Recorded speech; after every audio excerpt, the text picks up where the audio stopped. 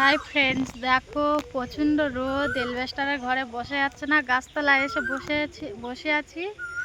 আর শুয়েছিল, যেই আমরা দুজনে এসে বসেছি ও গলা চুলকানোর জন্য উঠে এসে আর গলা উঁচু করে দিচ্ছে। আমার বোন গলাটা আমাকে গলা চুলকে দাও।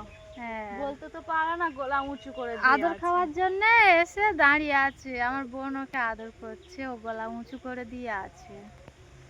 আর এত সুন্দর একটা ভিডিও ক্যামেরা বন্দি করে নিলাম, খুবই সুন্দর দেখতে পাচ্ছ। গলা মুছে দেখো, গলা চুলকে দেবে না, আবার ওকে বলছে গলা চুলকে দাও। গলাতে চুলকে দিলাম, আবার কি চুলকে দেবো?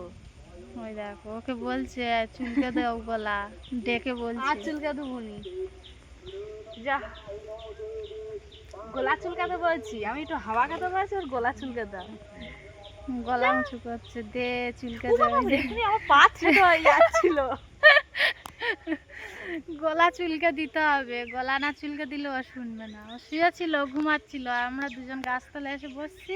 আমাদের যেই দেখেছে সেই উঠে এসছে গলা চুলকানোর জন্য। এরকম দুষ্টু গরু কার কার ঘরে আছে অবশ্যই কমেন্ট করে জানাবে। আমাদের ঘরে তো আছে। দেখো দুষ্টু গরু, দেখো। দে না, ওর একটু আদর কর, ওতে আসছে, দে।